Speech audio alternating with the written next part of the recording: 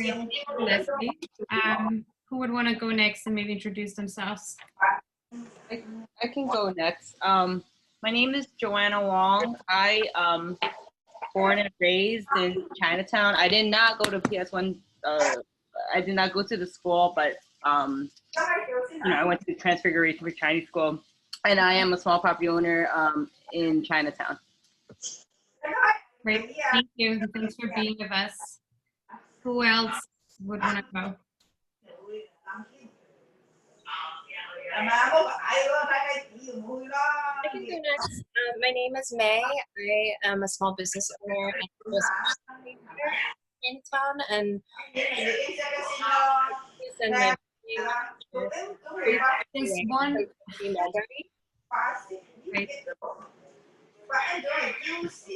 There's one person, I think, having a bit of a noisy background. I think if you could mute yourself, that would be great. I think maybe now. Okay, great. Who would want to go next? Who did we haven't heard from yet? I'm sorry. Can you hear me okay? Yeah, I hear you very well. My name is Jan. I'm a property owner on Mott Street. We are third-generation property owners and residents in Chinatown. Great. Thanks for being with us. And Frank? Hey, yes, I'm on a mobile device, so I have a hard time figuring out how to unmute myself. We can hear you. Yes, we have I represent an association that has a property across the street from 70 Mulberry on Bay Street, and we're a little bit concerned. That's why I'm here to listen in. Great. Thank you. And thanks for joining via mobile. I think that's our group. So I'm just gonna get us started. I think as I mentioned before, it is a slight structure to how we're gonna have the conversation over the next 90 minutes. However, having said that, feel free to bring forward whatever you would wanna bring forward as part of the discussion. It doesn't necessarily need to align 100% with where we're at. We have to structure to ensure that we kind of make it through different sets that we are trying to ask about. But I want to get us started really with something which we call more of a headline activity, which is about taking us a little bit forward into the future. So away from the maybe technical discussions, which we will have afterwards, which will be focused much more on the rebuilding process. But if you would zoom out, right, and ask yourself in about 10 years from now, and in 2030, what would you like 70 Mulberry Street to be known for? Or in 2030, what would you be proud of that 70 Mulberry Street is representing? Anyone who would want to go first and kick us off, that would be great. Okay, this is Howard Chin. I attended the school in the 60s. It has quite a few tenants in there. I think 70 Mulberry should be known as a community outreach center where senior citizens or people can go there for services. Great. Thank you for that. Anyone else? I can go next, I guess. In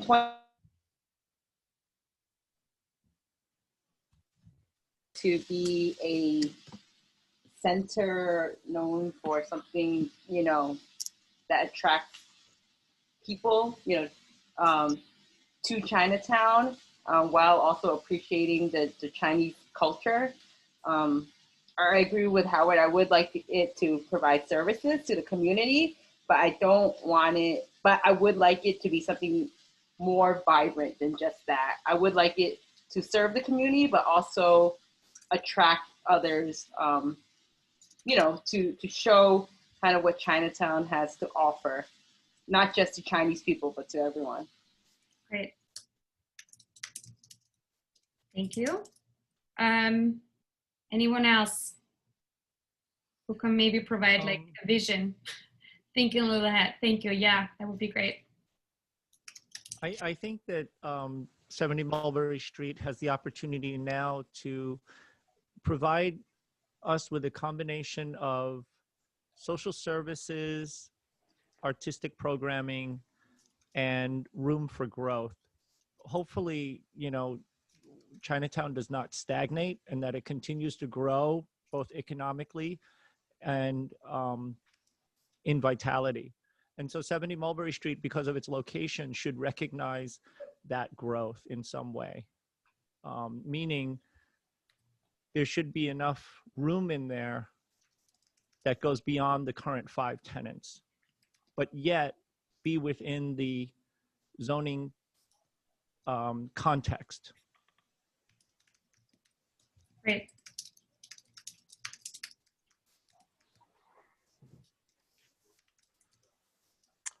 Anyone else? Yeah, I'll take a shot. Thank you. I see the building as being Chinatown's community center that encompasses social services, the senior center, some education, cultural, you know, kind of an all-inclusive, a broad definition of a cultural center that encompasses the various needs of the community, as well as you know, job counseling, senior center, you know, cultural activities, some of which you had in the old building. I think, you know, there's a very important heritage. I know growing up in Chinatown that many years ago, that, you know, PS 23 was where you get your education started. That's where, you know, I first went to kindergarten, and we all grew up there, through there, and we all gathered there every day. And when, you know, at recess we went to the park, so it was a huge part of the community. And I think it needs to remain that and offer all the things that a modern center can offer, but in the spirit of being a center for the whole community, where education of many sorts takes place. I think the fact that the Museum of Chinese in America, you know, really started there is also significant.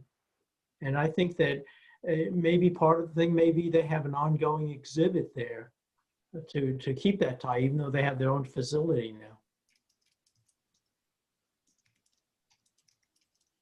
An ongoing exhibit that displays also the heritage. Is that correct? Yeah, I think there's a very, you know, deep heritage, because I know the people before me and people after me, you know, everyone, you know, with due respect to Joanna, everybody went to PS 23. I mean, that talk about local school, that, you know, we were all lived within like 2-3 blocks of the school.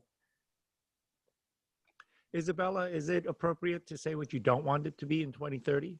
Yeah, of course. There is no rule. Yeah, of course. I don't think it should be housing.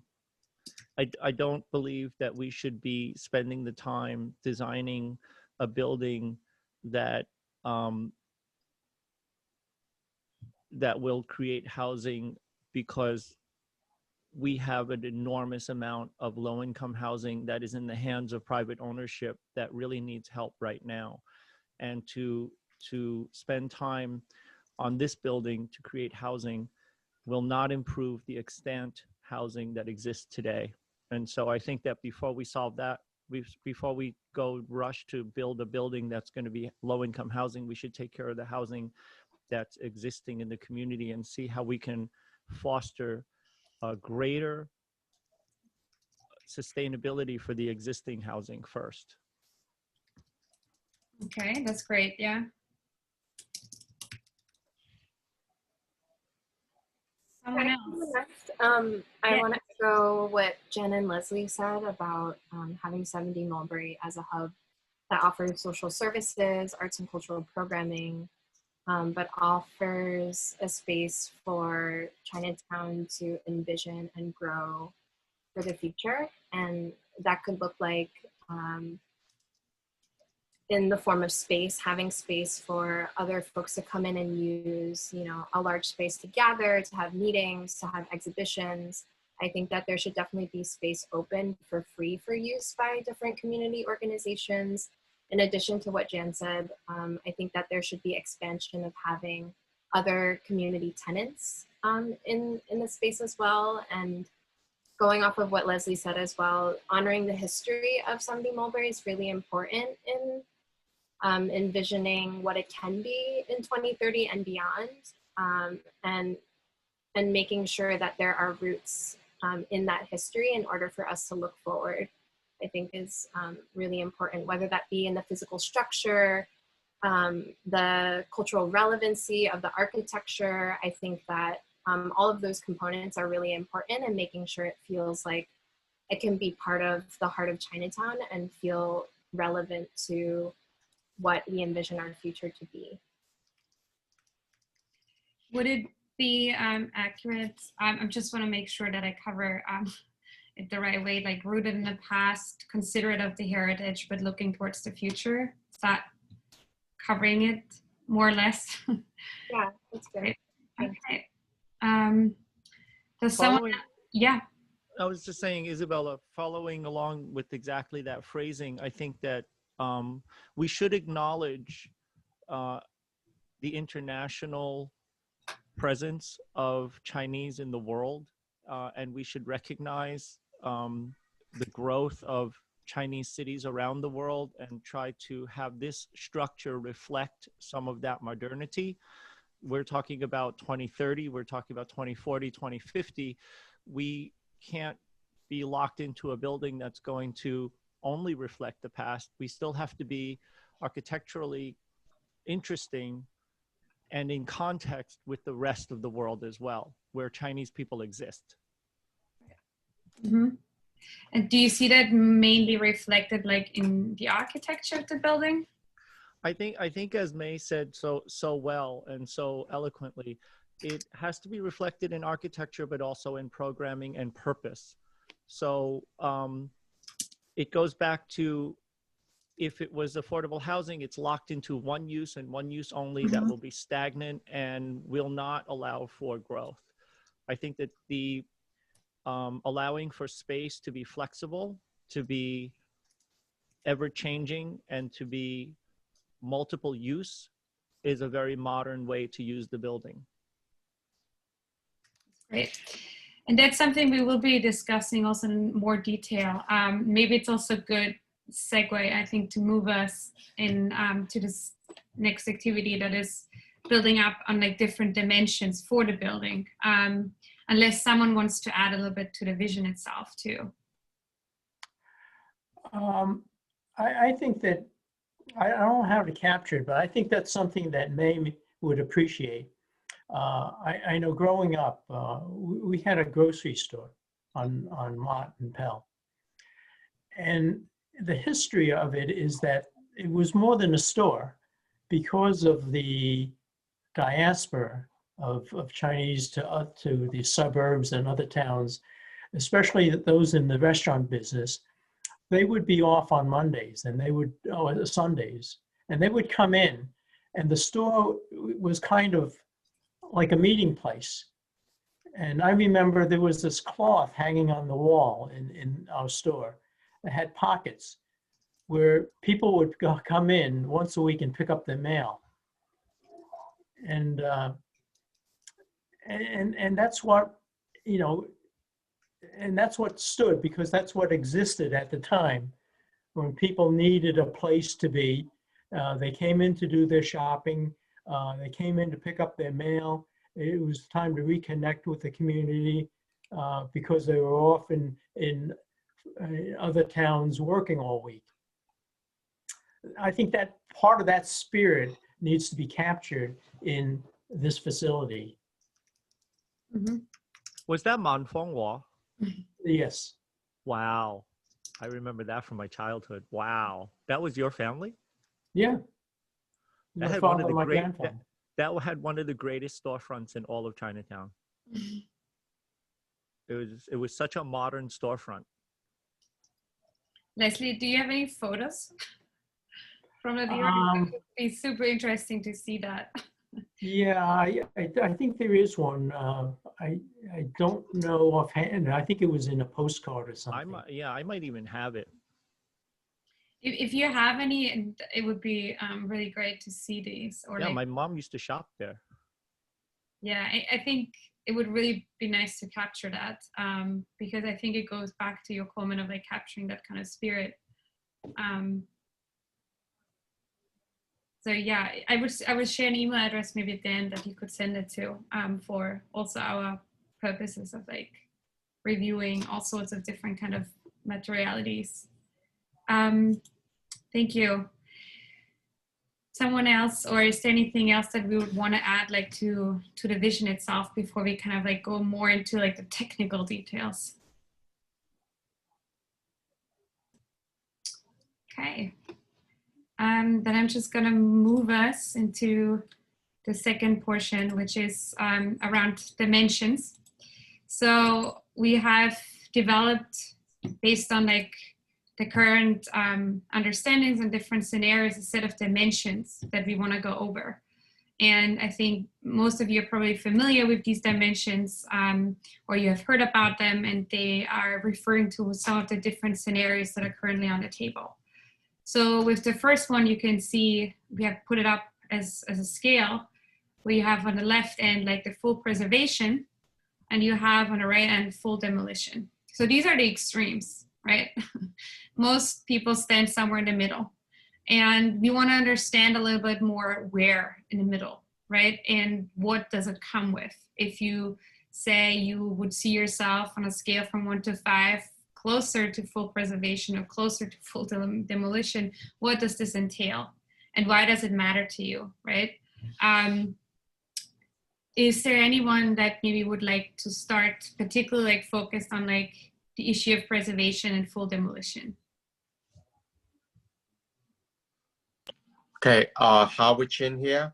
Yes. I would like to see it. I would like you to like preserve what it was, because the first thing people notice is the architecture of the building, the interior design.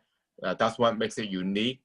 So I would like to preserve it. I don't want a full demolition. They said, wow, this is a completely new building. Because, you know, it helps people to connect with the past. This is how it was, like, you know, like Grand Central Terminal, something like that. People remember how it was 56 years ago when it was constructed. So I would like to, you know, preserve, you know, what it was. 100% preserve, Howard?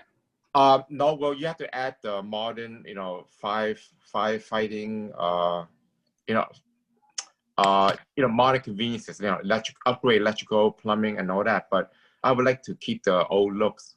As much as possible. Yes. Can I ask a question before I answer, actually? What does the current zoning allow for? So the current, what was it before, and what does the current zoning allow for? Yeah, so it was 6 floors before.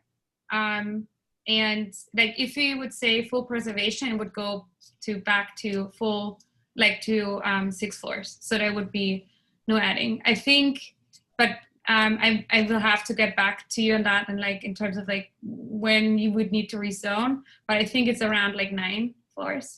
I think I heard 9 as well. Yeah. And how, like one thing maybe that is just part of the process. So if part of the recommendation is preserving, right, there will be also an assessment on preservation. So that will also, I think, come with the definitive outcome of how many floors could be added and would still count as like preserving. I think that's the process. But does that answer the question? Yeah, you mentioned 9 floors. Like the original building was 6 floors. Right.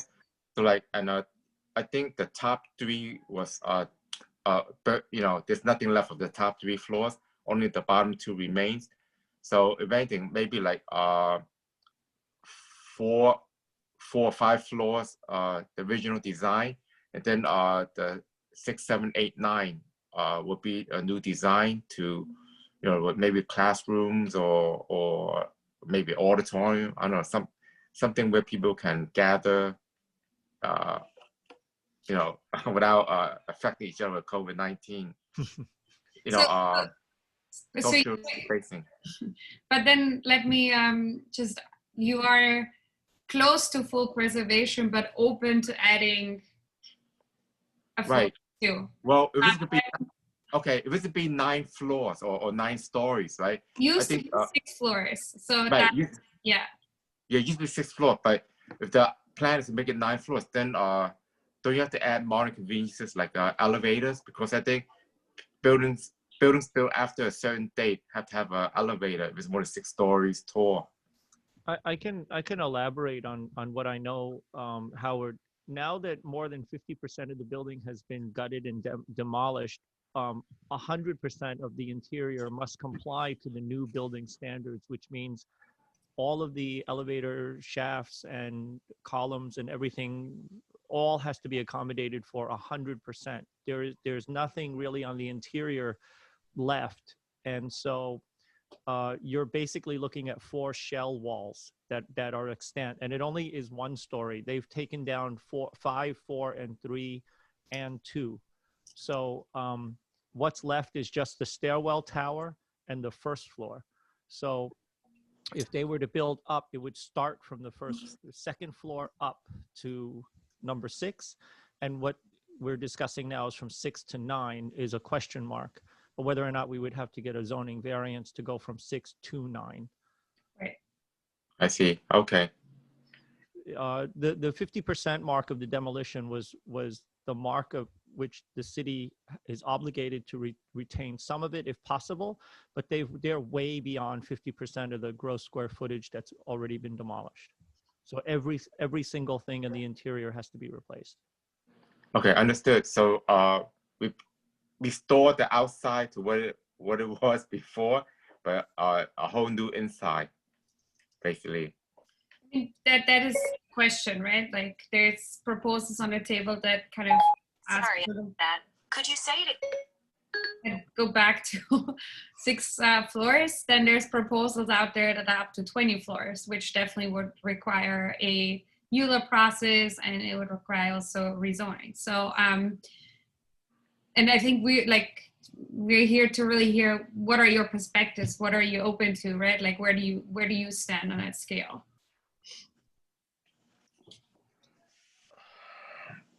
Well, I think you're faced with a certain fait accompli in that, it's beyond what we as building owners would call a gut rehab, because I think you have to look upon it as an opportunity.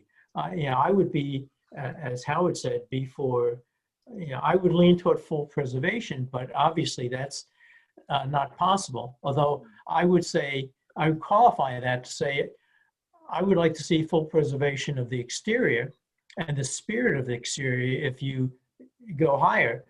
And so essentially you have a blank slate for the interior. Yes. To really be driven by usage.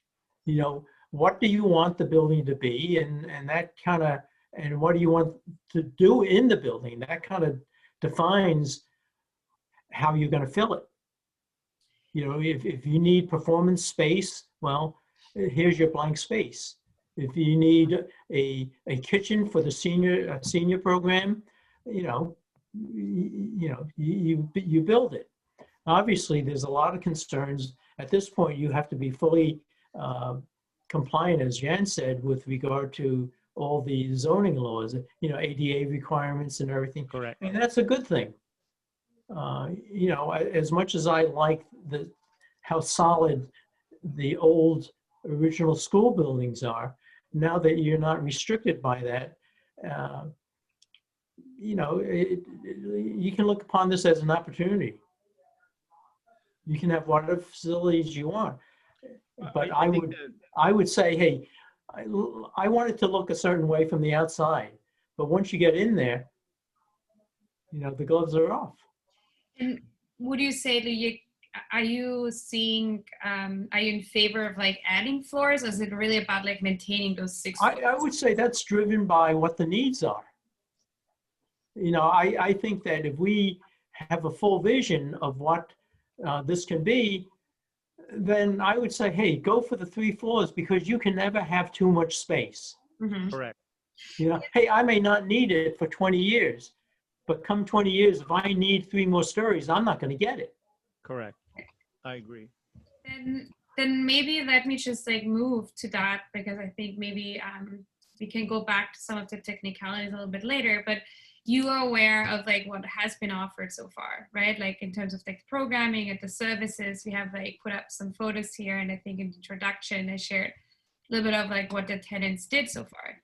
But I think to your point, Leslie, there's also a lot of needs, you know, that might have changed over the past few decades, that might be new needs, right? That the community needs in terms of like, I think we heard something around space, right? We heard something about a place to like gather for the community, more open or flexible space. So with this kind of like, we really want to dive a little bit deeper into what are those needs, and then from that we determine, you know, like what is the kind of programming that you will have within the building, if that makes sense. I think that is that what you're driving at to, Leslie? Yes, I think, you know, it's like any undertaking. You want to start with the beginning. What, you know, what do you want to do? Right. Well, but to let that drive everything. Excuse me? Let me ask you very directly, like what is the kind of programming you would like to see for you? I think for one, they've had for years a senior center, and that seems to have gotten good use. It remains to be seen whether 10, 15 years down the line, will you need a senior center, since, already Chinatown has a very old population. Will that continue, or as, as the old people, are gone, will they be replaced by younger people, or will you always have a more senior population? Because it's hard to say unless you can predict what the demographics are going to be, which is, I don't know if anyone can. You may, 20 years down the line, you may not need a senior center. Right. So that maybe brings us to what I think was mentioned, and also like multi-purpose spaces. Right.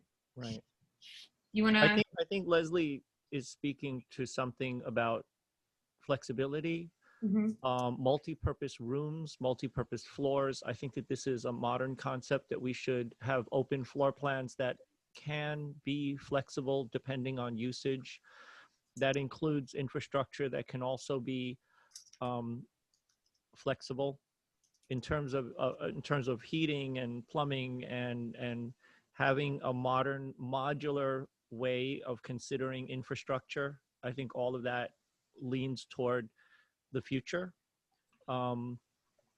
As Leslie said, if it's possible to preserve the outside of the building and have an entirely modern building on the inside, it's our opportunity to not necessarily have to define that in 2020, but to imagine a building that will grow with the community and change with the usage that we have.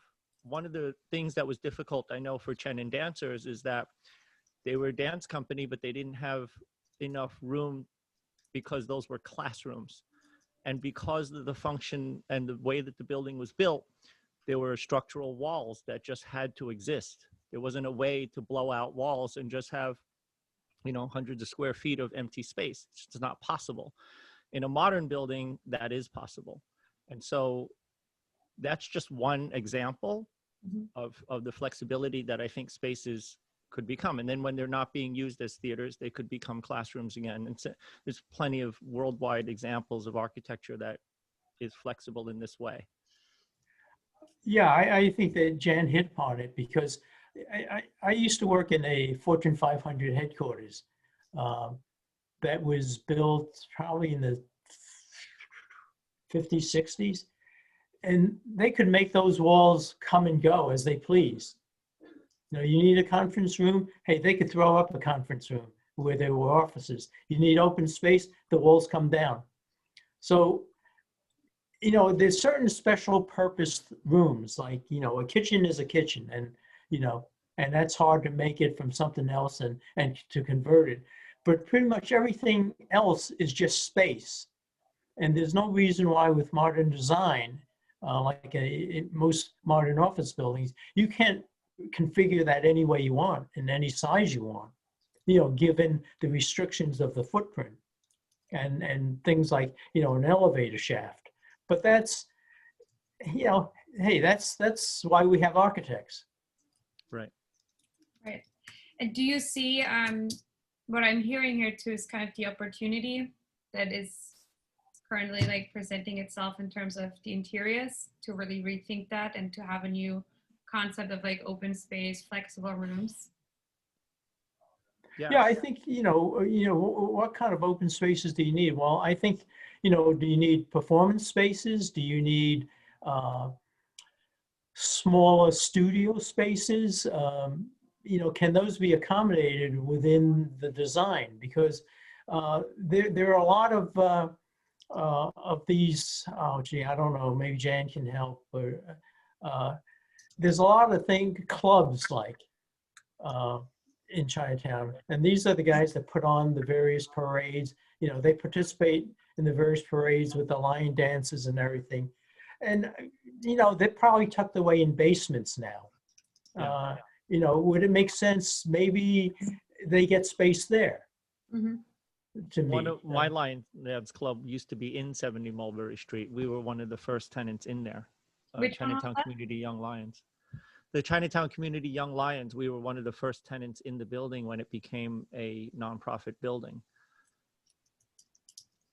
So they already were started to do stuff like that, because there's a lot of these various clubs like that you know, begged and borrowed space for. Well, one of the 5 tenants is Eastern Athletic. They are also a Lion Dance troupe. They're one of the last existing clubs in the building. But Isabel, I wanted to, your sliding scale from 1 to 6, I think it was, I don't, yeah, 1 to 5. I wanted to go back to this because I wanted to express a hybrid, maybe somewhere leaning more toward not defining whether or not it should be fully preserved or demolished at this point, Mm-hmm. but rather understand the condition that we are in today as property owners that surround this building. We are at the cusp of possible foreclosures all around this building. Property owners, business owners, we're losing properties and we're losing businesses every week that goes by because of COVID-19. Mm-hmm.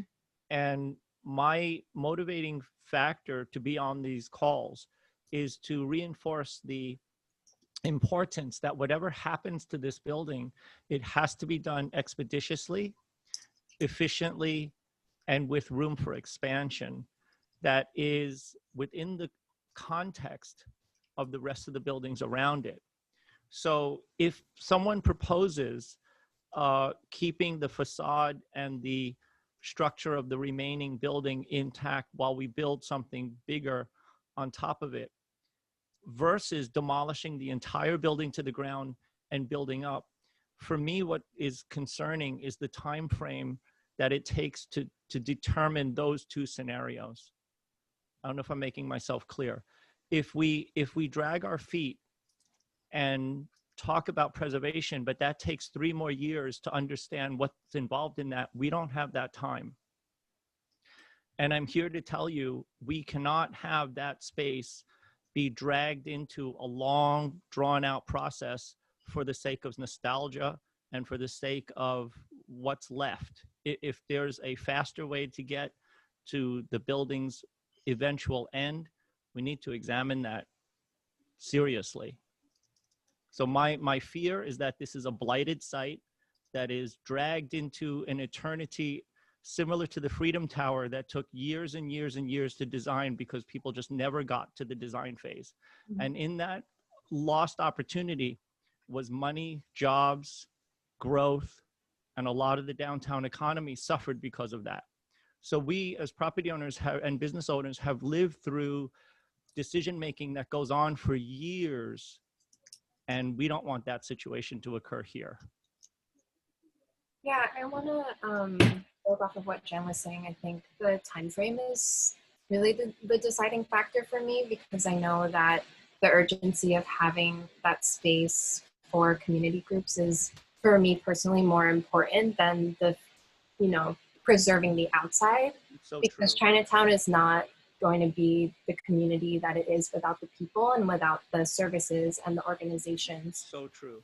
And so for me, I would like to hear from you all what you anticipate about the time frame given these two extremes, so we can best know how to scale our numbers on this extreme scale, given that, because I think for me, I would want to prioritize the needs, like Leslie was saying, of the community. And right now it's having space for folks to convene, to continue to, have a space for cultural production, for gathering, for feeding our seniors, all of these things. I think that's for me the priority in the function and purpose of this building, rather than getting into the nostalgia of the place. And I think that we can honor that nostalgia and we can look forward in building a new structure. And I don't think it has to be like exactly the same way that it looks right now. If that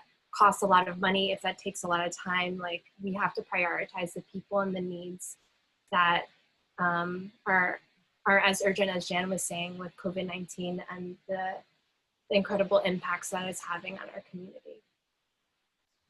I think that was so well said. We're not only losing property owners and businesses, if we lose the small nonprofits that are creating the art, creating the content, creating the culture, and drawing from our past, but expounding on that, if we lose that voice today, what is the use of the building? If we waited that long, that everyone got defunded because we were waiting for a space, the building has no value. So we have to prioritize here, preserving the people, the young people who I guess who deserve this. They deserve this shot, and they can't be sitting around when they're 50 and 60 years old waiting for that to have happened. I really have to, I'm reminded by May, it's very true. We're not only losing for-profit businesses, we're not only losing buildings, we're at the cusp where we could lose all the momentum that so many volunteers have put into the cultural arts and the identity of Chinatown, and where they want to take it from here. Thank you. Yeah, this is Joanna. So I'm a little different because I don't have as much of an emotional connection to the rest of you guys, to the building.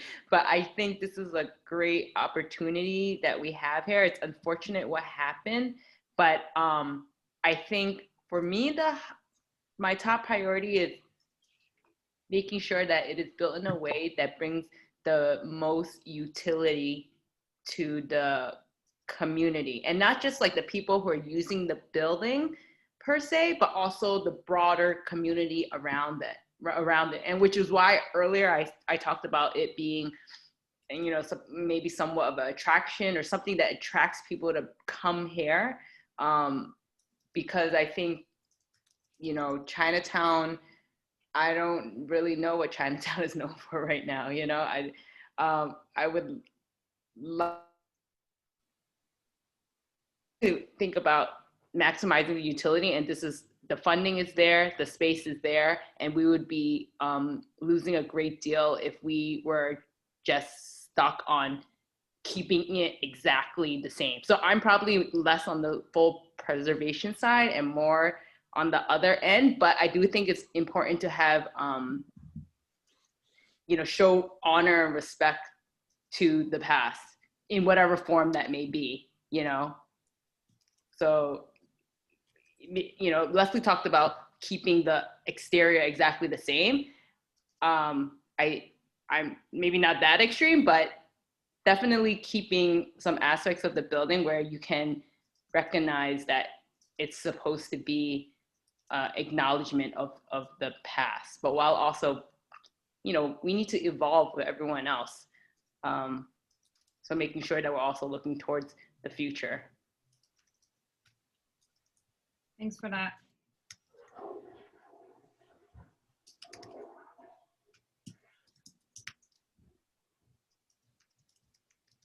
Anyone else who would want to jump in?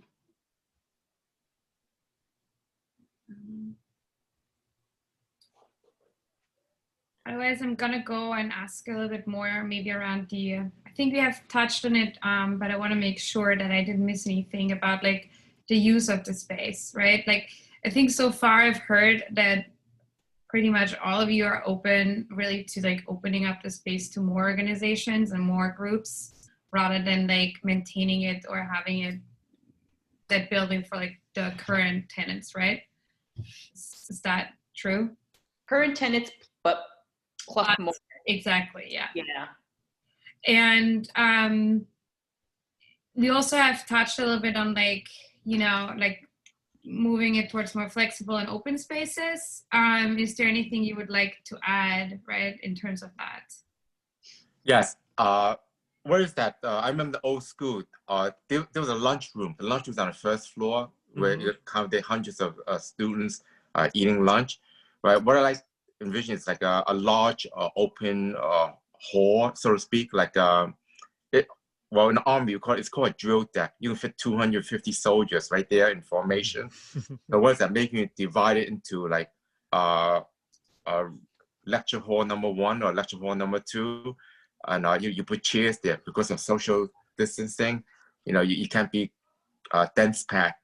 So like, you know, you have a community event where it's raining outside, or you need to hold a meeting, a place where you can put in 100 people, you know, just put out chairs, people sit down and, you know, to listen to what's going on. Maybe like a stage, so to speak.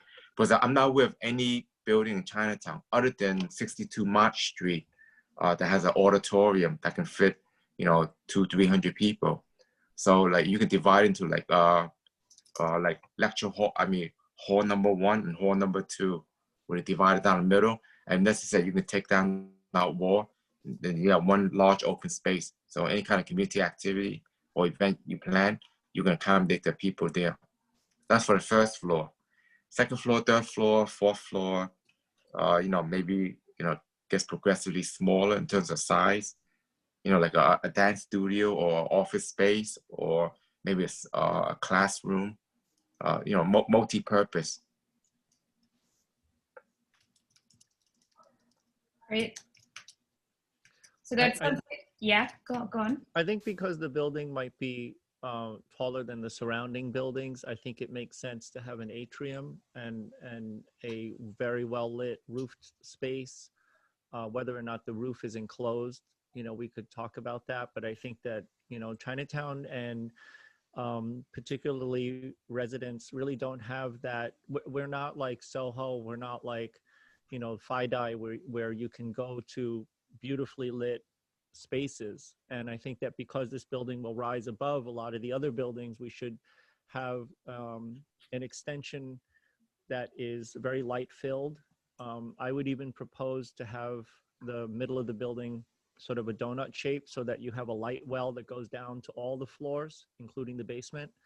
But an atrium on the top would be nice, and also some kind of a light shaft that would be centralized so that the whole building would be filled with light. Great.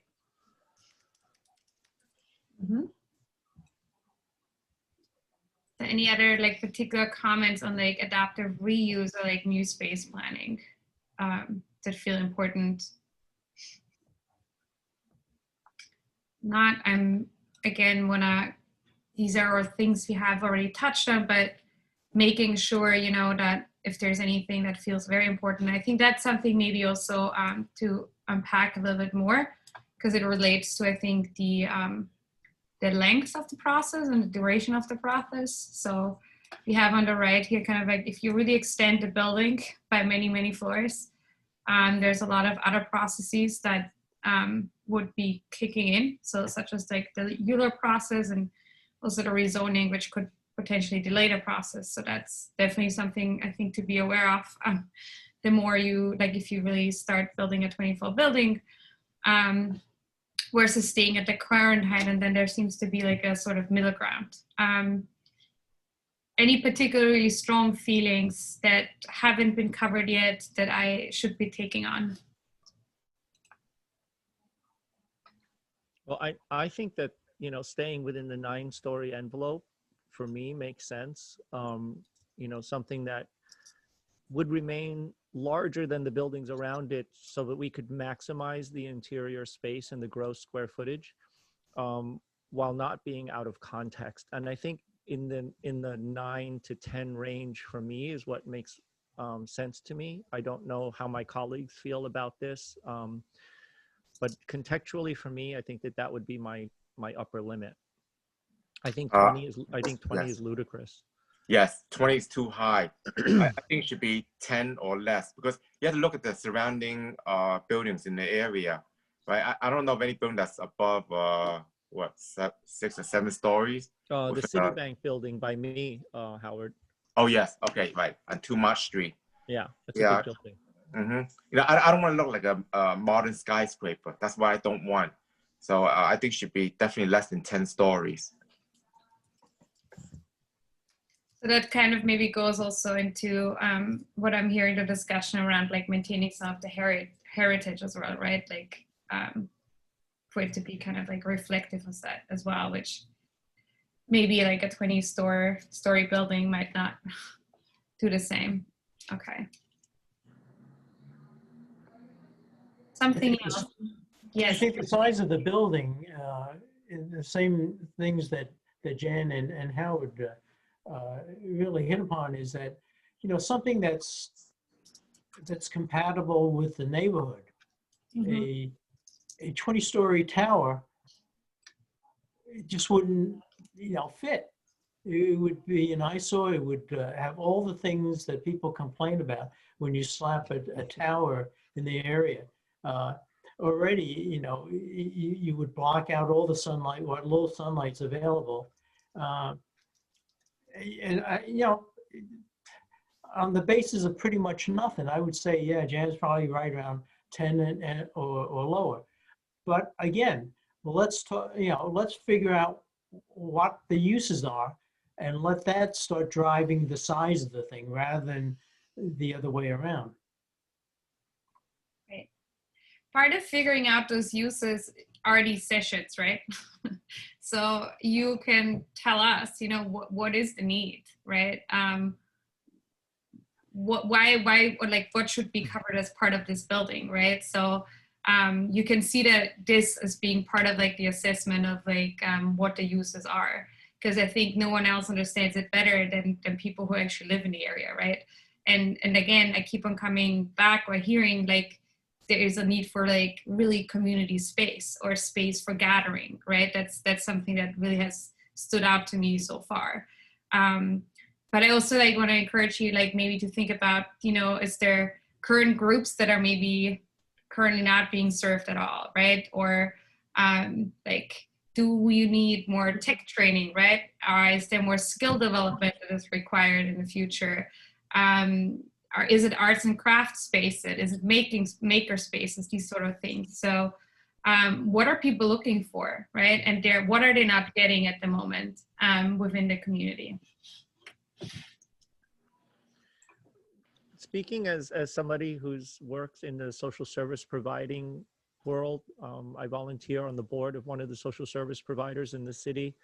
And a lot of our social service for immigrants, newly arrived immigrants, people who have language barriers, people of very low income, people who have mental health issues that they need addressed in their language, are often finding that they have to crisscross all over the downtown area to get the services that they need. That's a difficult thing. If we could have, in addition to culture, in addition to art, in addition to performance space, and in addition to what Howard said, where we could have a space that becomes essentially Chinatown's living room, we could centralize at least a representation of the social services that are available to people in the building, so that a newly arrived immigrant, as well as an old-time resident, can find what they need within one space, at least a representation of what they need, so that they're not crisscrossing all over the downtown area and possibly losing some of those services because they just didn't know or they couldn't get there. So I'm an advocate for having at least an office or representation of a wide range of social services in the building, so that it's centrally located because of the location of the building. It is right in the middle of Chinatown, and that doesn't exist. So that would be my wish, in addition to all the other things that this group has so eloquently put together. Mm-hmm. So is it like almost, you know, when you travel somewhere and there's like the tourist office that is just like for attractions, but let's apply that to like services or social services and programs. So it's not necessarily about having all the organizations in the same place, but having a point of information that can direct you in the right direction or tell you where you would get or find those services. Right, and I'm not, you know, I'm aware that we have a limited amount of space. The more that we lower the building, the more limited we are in space. But I'm speaking more about a representation of the different services that are available to immigrants in Chinatown. I also haven't forgotten what Joanna says, that we still have to think about commerce. We have to think about tourism. We have to think about centrally located things that people can find in the middle of Chinatown. And perhaps that also has a place for this building. That, you know, certainly if there's culture, you'll find tourists. If there's art, you'll find people from the tri-state area that will discover this place. And that culture and art is what's going to draw the people to this centralized location. But it also has to have an information resource, you know, that really meets the new standards of today. An electronic hub that can constantly be updated. You know, I'm thinking of Leslie's idea that, you know, in the previous generation, it was a hanging piece of cloth that had people's mail in it. Well, we should have that equivalent in this building represented electronically. And, you know, you think of different airports around the world, you think of modern malls, and you think of ways that information is conveyed. I think that we need to bring that standard to a building like this. And that includes construction updates, it includes traffic, and it can be a hub of information that people could walk in to this space that Howard has designed and see a whole plethora of information all in one building. And I don't believe that with an $80 million budget that's not possible. Great. Thanks. I would also like to know about the security of the building. Like, you know, there could be like city agencies there. I mean, like social services, that kind of thing, like Department of the Aging, you know, senior citizen. Is it done by private security? Do we have to go to a magnetometer, you know, that kind of thing to enter the building? Or it's just anyone can just walk in and without being screened? That's a good point. Is it a question or is it something, because I don't think I have the answer to the question, but I can record the question as like a consideration. And is it something like, would you like it to feel as like open and free as possible, you know, like where you can't just like walk in and out? Because just to share maybe from like another session, there was someone who shared, like, I didn't even know that it was open to the public. Like, it was not as inviting, or like the person just didn't know, right? So I think there's definitely something to think about in the design and architecture as well of the building, whether it speaks to like the community itself, right? And whether you feel invited to kind of open the door and walk in. I think what Howard is alluding to is the fact that during the time when the building was actually burning, they pulled a homeless man out of the building who was trespassing. So I think that there is a concern, and the building has a history of vagrants It has a history of people unauthorized being in it. And as much as somebody may have said, I never knew it was open to the public, there's a lot of people who knew that they could take advantage of the building on off hours. Different floors that were unoccupied were sometimes occupied by vagrants. So I understand Howard's security concern. I think it's very valid. And I think that it should be addressed because the building did have a history of trespass. Yeah. So I'm capturing it as like really like to think through security, especially like the more open and flexible spaces you have, and the more of a public space, if you so will, it becomes. Great, thank you, Howard. Anything else around like the floor height, or also again, I want to take us back to kind of like the programming questions and maybe really not just to think a little bit about what do you see as like, if you think about your immediate like relatives or your friends, you know, what are people asking for that is currently not present within Chinatown? What do you have to travel for or leave Chinatown in order to get a certain service or program that you would rather have within your community, or that you would rather have within your neighborhood, or like a couple of blocks?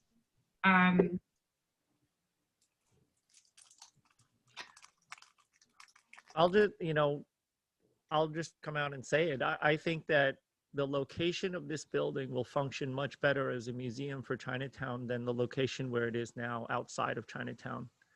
And one of the reasons why a lot of Chinatown residents don't go to the Museum of the Chinese in America is because it's poorly located. It also moves the culture outside of the core of Chinatown, which I think I'm getting from the people on this call. They're not interested in doing that. I think that if we can amplify the culture and the needs of the community in one space, it should be central. And I think that we should take advantage, as Leslie says, what an opportunity to take advantage of the geography of this site. I agree with that. And I agree, and I believe that all of the opportunities should really be focused here instead of taking them outside of Chinatown to essentially another neighborhood, which is Soho.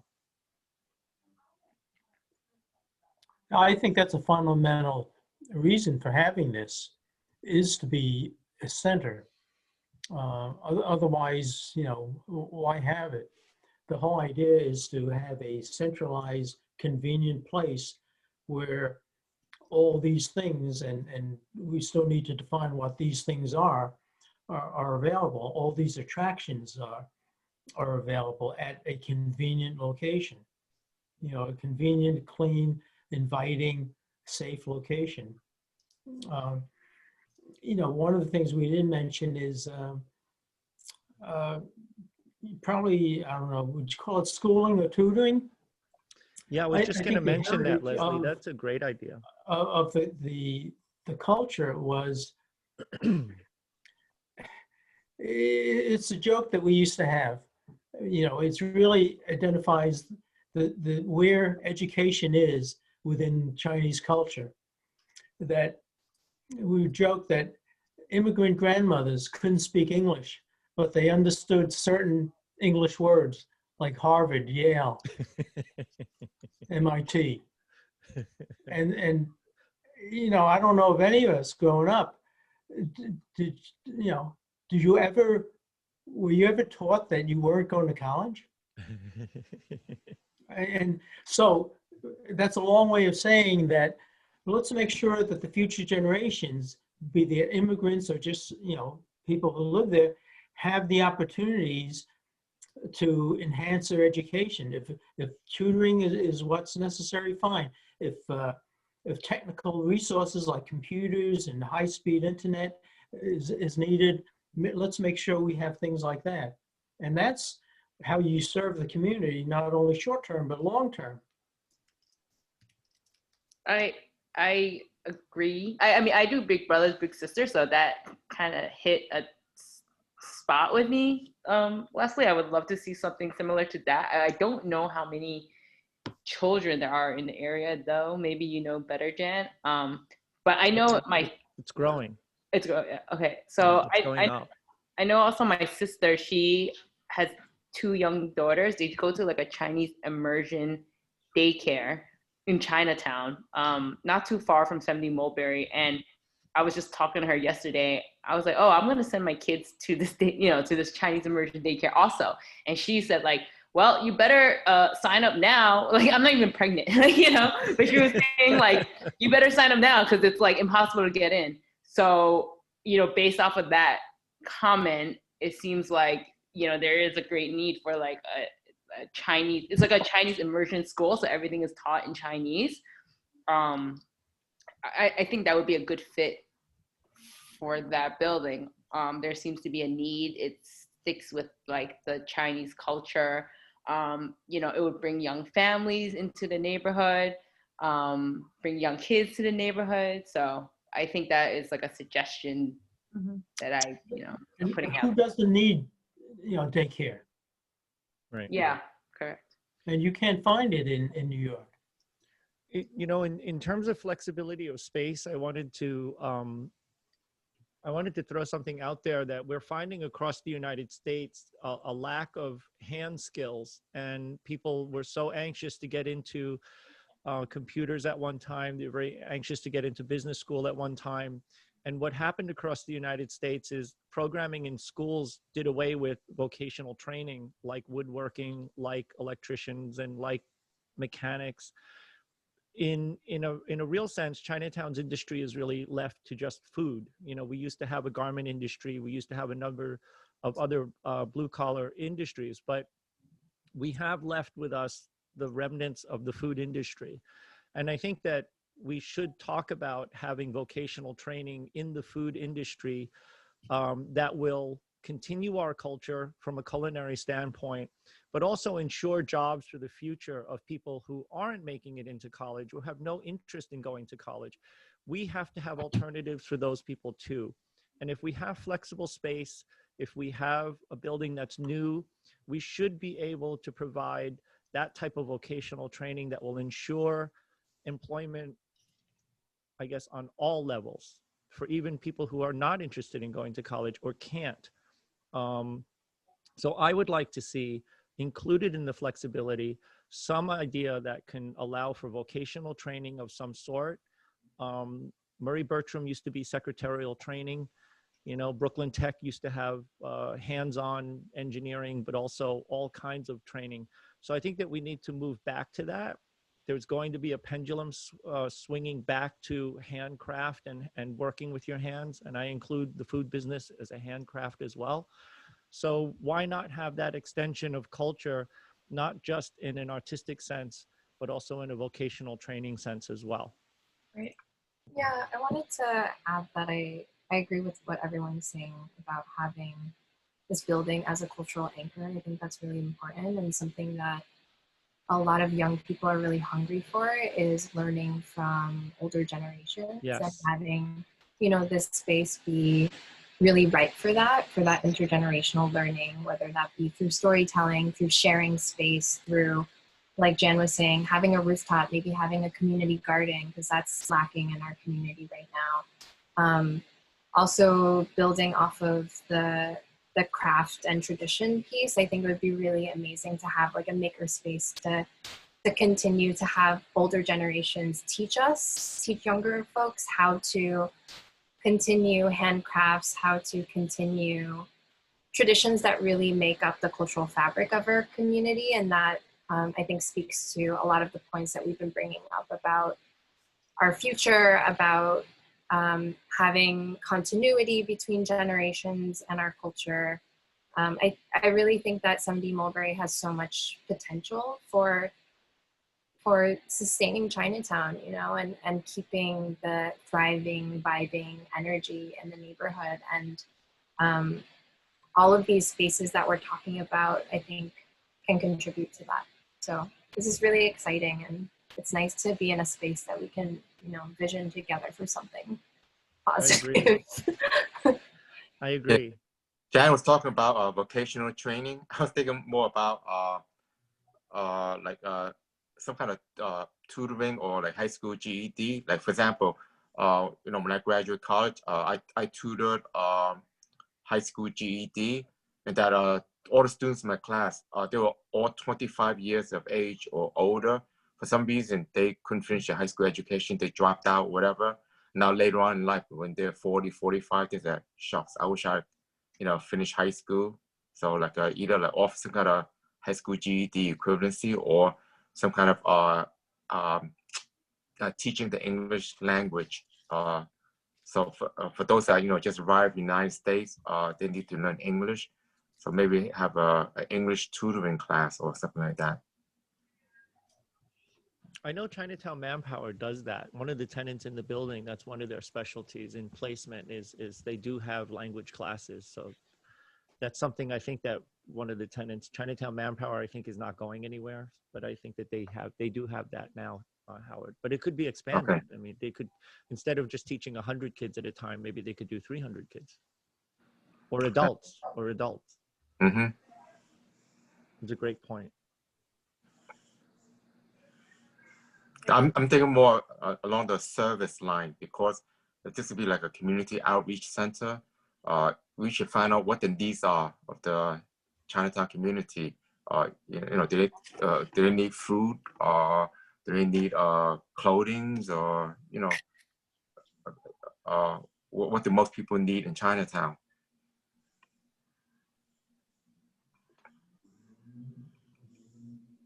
I would like to ask the group how they feel about having the building be a multi-use space that includes retail. Great question. Retail meaning for profit? Yeah, to have some retail element in the building. I'm just curious to know where you guys fall in that regard. Offhand, yeah, offhand, if it's like for profit, then obviously they have to pay rent. Like, have you decided, you know, how much rent to charge? You know, like, let's say you have a nonprofit organization operating out of there. It's you know, do they pay rent? You know, like, you know, nothing comes for free. You know, when you have space for whatever service or program you're providing, you know, there's a price tag associated with it. So if it's retail where, you know, you're making a buck, then maybe not so good. I guess the reason I bring it up is for future sustainability of the building. You know, that oftentimes there's a mix between nonprofit and profit, so that you know, and I use the example of 125 White Street, which is essentially the jail, but it has Chongpak senior residence associated with it in it, and the retail space that's around the jail is actually what that rent money goes to sustain the senior residence. So I'm just curious to know, is that a turnoff? Is that something that people don't want at all associated with this building, or is not necessary? Or, you know, I'm curious to know what you feel. Yeah, my concern is there be a sign there posted saying the operating hours of this building or structure would be 8 a.m. to 6 p.m. or whatever, because like you know, like some of the offices that you see in Chinatown, right? The building management to tell you, you can open whatever office you want to up there, a dentist, an eye doctor, or a dentist, or whatever, but or an accounting office. But at 8 p.m., the janitor or the managing agent to come shut down all the lights and the elevator, the power, and everything. So if you think about retail, then you have to tell them that these are the hours. I'm concerned more about like anything that brings anything that's dealing with food. You might have problem with cockroaches and mice and all that thing. So if you do operate retail, I don't think it should be along the line of food service. Something that's clean. Understood. My gut reaction is to your question, Jen, would be no, except for, you know, if there was a kind of gift shop associated with, say, the museum or the dance company, where they sell, their merchandise. But, but that doesn't take much of a space. I'm really would need some convincing to buy into a publicly funded nonprofit, essentially nonprofit building, being competing with commercial landlords. Maybe there's a lot of self-interest in that too, but on the other hand, there's certain economic realities that we face that a building like that doesn't face, like in real estate taxes. Understood. But as you mentioned, it's hard to turn down a source of income. So yeah, so I'm all over the place on this. But my gut first maybe to initial be reaction is determined. no. Understood. Yeah, I'm thinking about what Lindsay was talking about the general store and how that functioned as a community gathering space too. And I think there could be potential to, I know this is an ideal world and I'm not sure how it would work out, but just thinking through like vetting retail tenants that are community minded, maybe there's like a stipulation once a year supporting the community organizations that are in the space. If it's a food establishment, like donating food to the seniors, or there to be some type of relationship between these two, like private and nonprofit entities, I think is really important, and making sure that it feels like a holistic, connected community instead of two separate groups. And I'm not sure if like what I suggested is realistic or doable, but I'm thinking in that same vein of how these like for-profit spaces operated back in the day in Chinatown, and how we might be able to recreate that in this space too. And this could be a cool way to test that out and pilot that. One thing that thank you, Mabel. One thing that comes to mind that may allow for this whole concept that we've all sort of voiced about flexibility is pop-up retail that is contextual, that is, as you say, maybe it's vetted, but it gives maybe a larger opportunity for very small micro businesses to have space. And I've been in spaces in other states where Asian communities have experimented with this. And maybe that we could have space designated, and we're not talking about enormous hundreds and hundreds of square feet, but we could have space that is designated for pop-up businesses that micro businesses could experiment and get an understanding of business. And it goes back to perhaps even vocational training of having people understand what a retail store is, how it functions, and some of the mechanical and moving parts there. So I think that it is in keeping with learning, it's in keeping with commerce, and the fun aspect of it is that contextually, it's not going to be offensive material, it's not going to be things that are kitschy and offensive to the community, but all within the context of the building itself. So perhaps it's something that could be talked about, to have a designated area that maybe 5 or 6 vendors could always be pop-up stores, and there'll be an application process. But there drives this another reason, as Joanna had said, another reason to come to the building, another reason to experience the building. And a lot of people do want to take away something when they come to these spaces. You're not only taking away perhaps a show or an art exhibit, you might be able to take away something from the building that you could own. Yeah, I really like that. I think what is tough right now for young business owners who want to test out their business, it's tough to find a landlord that wants to support that type of business, that wants to sign a lease like that. So this might be a nice first step. And if they see success and exposure and gain their grounding through this pop-up, it might be a way for us to also vet small businesses that could eventually but establish roots in Chinatown and support the local economy that way too. I use the analogy of like the food truck that becomes a restaurant, Yeah. This would be the equivalent of maybe we could give somebody that opportunity for the food truck. And then there's, we should look to the city as the owners of the property to subsidize that. You know, I don't want to leave out the funding for this. That needs to be sustainable. It needs to be funded. And the city, if they are going to carve out pop-up space, the city needs to have a stake in the game, and they need to have the funding to keep this going. You know, I'm maybe, just wondering in the past. I'm sorry. Leslie, you were saying first? you know, kind of melding May's ideas with Jan's. What about one of the services, or one of the tenants of the building is a small business incubator, of which a pop-up store may be, you know, another step in what the incubator can do, because there's a lot of resources in terms of experience, knowledge, and everything within the community.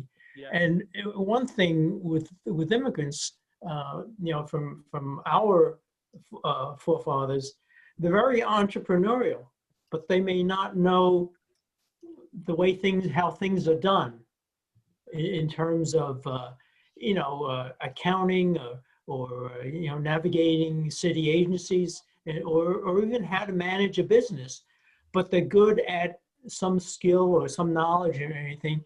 And again, it ties in within this imperative to be an educational center of some type.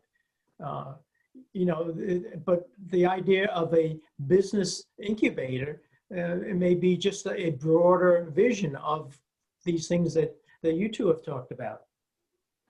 Yeah, I mean, you know, in an ideal world, right, May, we could dream about somebody starting off in this building, learning their skills, and then renting one of our spaces. You know, there's a holistic idea here that people can experiment, people can have flexibility, they can get the education, and when they grow, you know, we have spaces in Chinatown that remain in Chinatown. And so I think that that's part of this, looking at the building beyond the building is part of my, that brings me to this discussion. So if we give people the skills, we give people the tools in the building, hopefully they remain within the community and they continue to contribute both culturally and financially to the local economy. You were talking earlier about cubicles or micro office space or whatever. Do you know how it worked in the past in terms of like utilities? Like, does this building, 70 Mulberry Street, does it get one Con Edison bill for electricity, and then it gets a New York City or a water bill? Like, how does it work? Like, let's say you have 20 tenants in the building.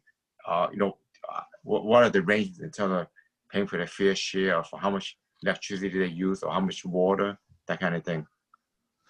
I think that you bring up a really good, important point, Howard, but it goes to the modernity of the building. And I mentioned the word modular earlier. I think that every floor needs to have that same modular flexibility. So we can work with architects and engineers to discuss how do you figure out what tenant pays what meter, and how do you have you know, stations where people could suddenly have a 500 square foot space become a 250 square foot spaces. And I'm envisioning modular, you know, electrical outlets and modular meters that come off the wall and plug in somewhere else. You know, we are talking about the future, that we're anticipating growth that includes not what we're using for the last 100 years, but what is electrical meters, what are gas meters, and what are water meters going to look like in the future? Is everything going to be just wireless? So I think that we should discuss it with the city. We should talk about a standard that meets a very, very high standard, not something that we've had to deal with as tenement owners in the past. This building has to have state-of-the-art. At a cost of $80 million, I think that we are well within the ability to do that. You know, you drive into any garage nowadays and you can plug in your Tesla car. There's no reason why we shouldn't have similar technology for this building.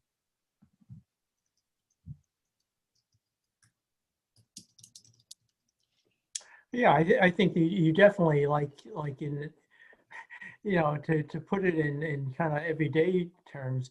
Hey, if I'm gonna, you know, look at a new phone, I want a certain amount of future proofing. because I'm not going to buy one every year. Right. So, we don't want to yeah. buy this building 10 times in the next That's 10 right. years. So yeah. that not only are we looking at 2030, you know, what are we going to need in 2050? Because, you know, you're not going to get another shot, No. you know, to all of a sudden knock it down and build it again. And if we don't do it right, you know, you'll be stuck in that position, which shame on us then.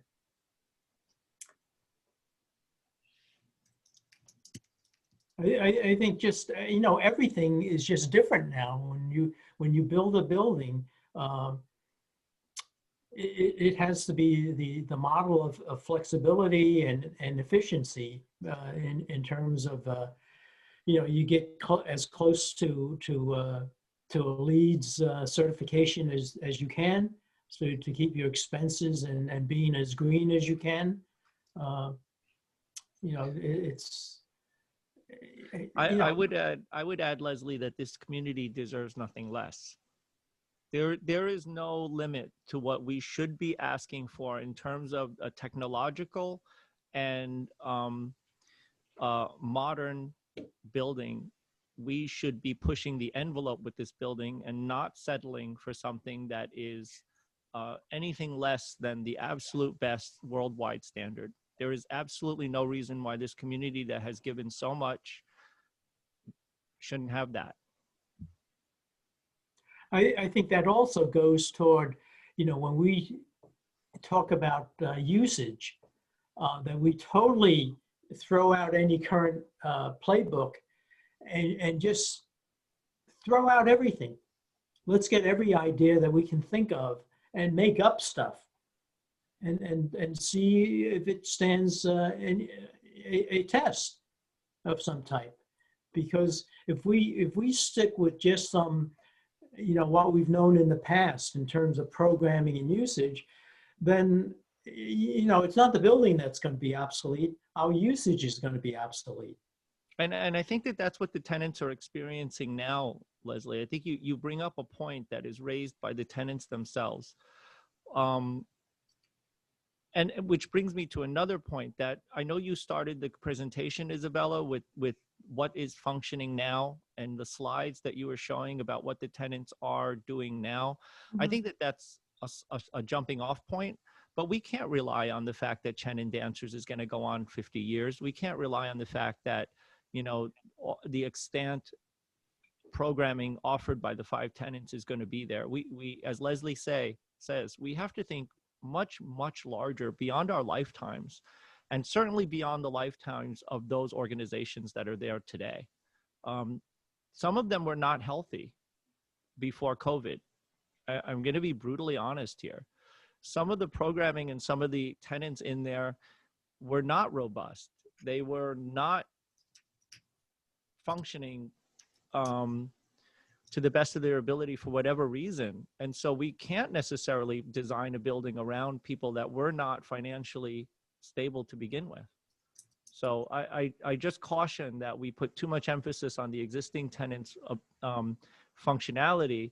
And I'm more along the lines of what Leslie is saying is throw out every idea into there and let's see what sticks. There's also, just to mention 2 things. One is, which would be really great to have you, is like of the second round of the engagement, right? There will be a workshop which is really trying to construct different scenarios, that is really looking for very concrete ideas, right? So that's something I just want to kind of like put on your radar, and if you Sure. want to join that, because this is really also then about brainstorming what are the concrete services, programs that can be offered. I think that all kind of like tie to this point. The other thing is, I just want to be aware of time, because it's like scheduled until 8 o'clock, and invite everyone like for some final comments. The other thing that I thought, because it came up, thinking beyond 2030, right? We had this like headline exercise as well at the beginning, think about 2030. So if you push yourself a little bit, let's say to 2050, what would 70 Mulberry Street then be known for, right? That's what needs to be done, but I have enough trouble trying to figure out what I'm going to have for lunch tomorrow. Yeah, I feel ya. But part of the thing that that's been nagging me is who's going to run this whole thing? Because that's going to be a really key thing, because whoever runs this is going to be responsible for the turnover and bringing in new ideas and creating things. When we're long gone, who's going to be running, or even as soon as the building open, who's going to run it? Is it going to be a city agency? I hope not. It is, Leslie. I think, I'm happy to get back on that question as well, but it's owned by the city. So I think as long as it remains within the possession of the city, it will also be the city that runs the building. That's at least my understanding at this point. That's the unfortunate news, Leslie. So the Department of DCAS, I'm trying to read, the Department of City Administrative Services is the manager for the building. And it's been my contention that since the building burned under the leadership and under the management of DCAS, that we should be looking at every DCAS managed building in New York City. It makes sense. We lost the building because of poor maintenance.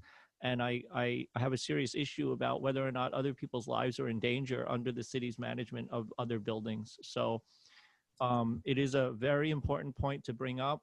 It along with all of the infrastructure that we're talking about, and perhaps this is another call, I think that we need to establish how the building will be run and what standards the city will adhere to. And it certainly can't be the status quo that's going on now. So I think that that's a very, very important part, and we should demand better management. Well, I'm concerned not only with the physical and administrative management. I'm more interested in who's going to be, let's call it the curator for this building. I know May is probably very concerned about that. Because that's going to be the key talk about. That's the driver of the future for this facility. Again, it's only a building. It's the programming that's going to make it what it is. I'm guessing Isabella's probably tied to the structure, but no, as I said, like for me, it's like I just want to make sure that we touch on most of the elements, but it's an open conversation and free flow. I'm just trying to capture as much as I can. I just want to clarify something. This building will be owned by the city of New York? It is owned by the city of New York. Okay, so for example, let's say someone slip and fall right in front of the building. They will sue the city, correct? There's no private landlord for this. I don't want to say anything wrong, so I imagine I don't know. I'm not a legal expert, to be honest, and I'm also not, I didn't grow up in the U.S. myself, so I can't. Yeah, okay, yeah. It's like, if it's be owned and run by the city, then they're responsible and they put in, whatever they think is appropriate for a city building. Okay, Yeah, but then you have to remember that the city has always found a way to weasel out of these things just by a stroke of the pen.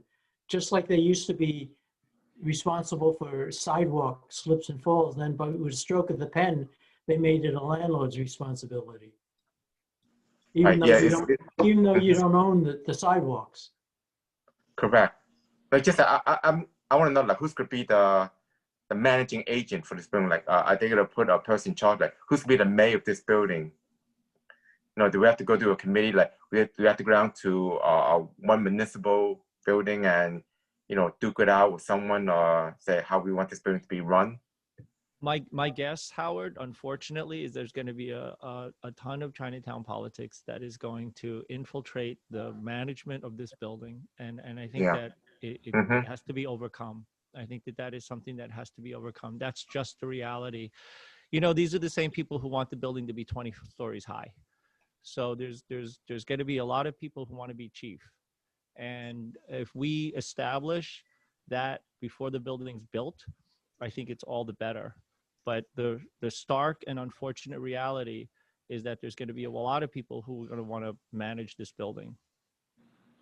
Is that Yeah, also, can I just, because I feel like that's a very important question to address, and also something that is, you know, we're not gonna know who that person is, like, it's at the end of this process, but I think it's something that should be reflected in the outcome in terms of like transparency, right? Or like a high demand for transparency of how this person is, for example, chosen, or how this is being determined. Is that something, is it along these lines as well? Well, hopefully it's not a person. You know, like any building that's going to be multifunctional, I think it should be a board. And I think that there should be, you know, a process of who is best qualified, and it shouldn't be a single entity. I think that boards are made up of multiple entities and perhaps leaders of the people who are going to be in the building. Great. Yeah.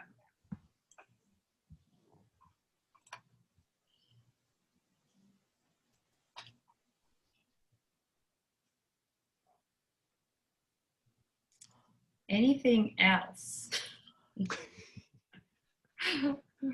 I'm really inspired, and I'm happy to be on this call to hear from my colleagues about how creative everybody is, and the great input that they've been able to express. And I'm glad that there's not a lot of arguments going on. I have a sense that there's a lot of commonality in how we all envision the building, because we have experience with buildings. We're in the business of buildings, and I think that we're all looking forward to having the building outlive us in a way that continues our own legacy. Mm-hmm. It is, from like a process perspective, maybe also one of the reasons why we have chosen for this first round to have rather smaller groups. It just makes a little bit more for like a more in-depth dialogue, I would say. Like you can always piggyback a little bit more on like different ideas being put forward. But yeah, again, I just also really want to extend the invitation to like the second round.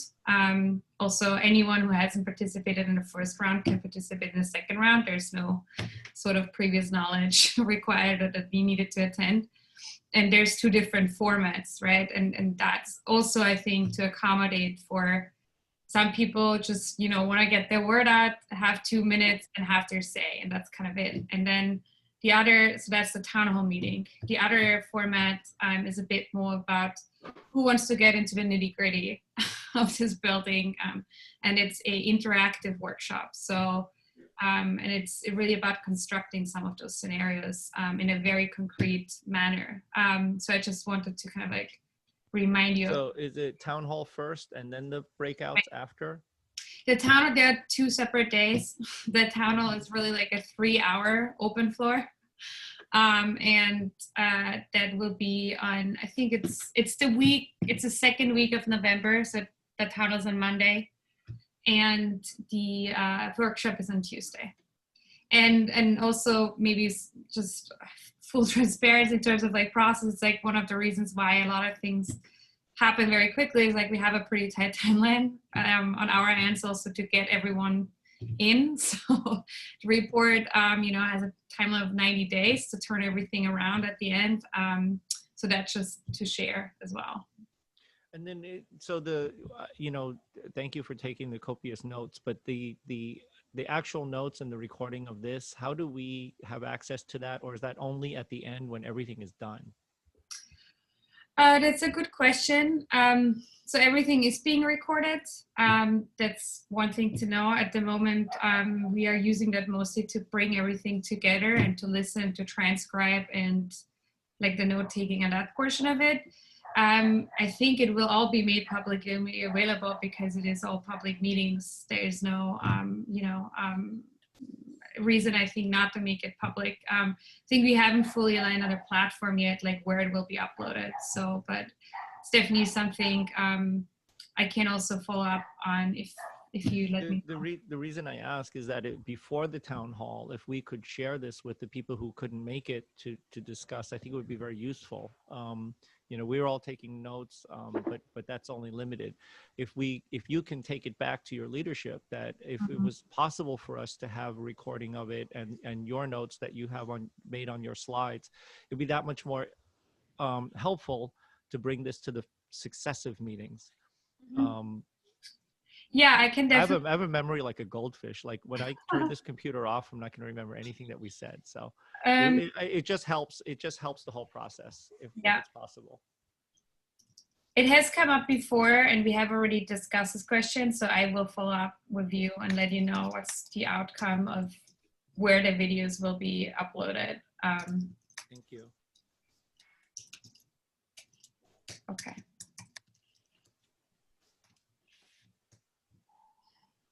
Other maybe questions or concerns or last thoughts?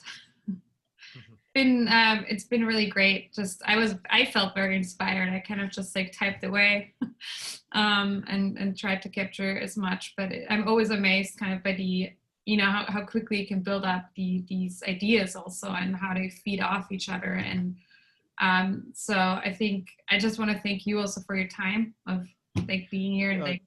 There is one more thing, Isabella, if you could take back to your leadership and to whoever is listening to this in the future, that the property owners on this call represent cumulatively a few hundred years of family knowledge of property ownership, of retail business. I've owned retail businesses. Leslie's family's owned retail businesses in addition to owning the property.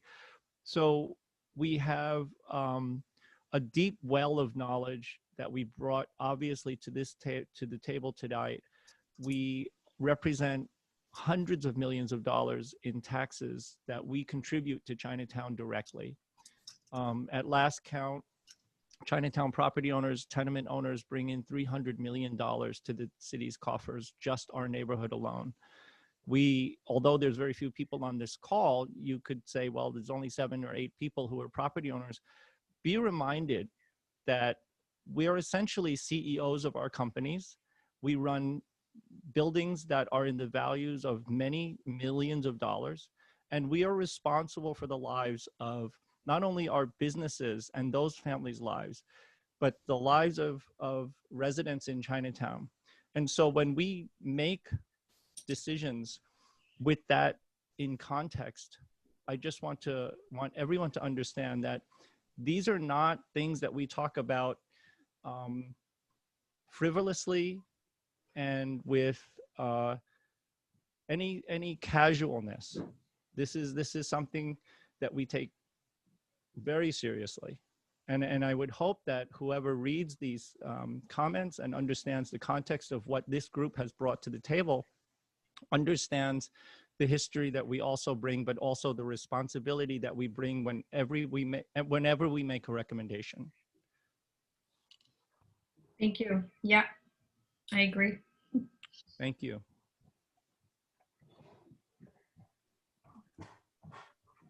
Any other final thoughts? There's not much that I can add. I think that was a very great final statement. Well, thank you. So does this conclude our meeting, or do we go back to the main room, or no, am I released from my duties? You have to conclude with me. So okay. But yeah, the last thing, maybe just you see it here, there will also be a survey, right?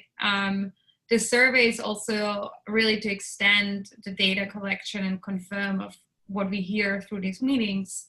So if you could also share the survey within your networks, you will receive the link again because you have registered for this meeting as widely as possible. That just helps us to get more voices also into the process.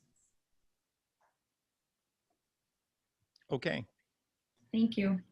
Thank you very much for you've been a great host. Yes, thank you for being a great host. For joining me in this room. All right, thank you. Thanks. Good to see everybody. Bye. Thank you. Bye. Bye-bye.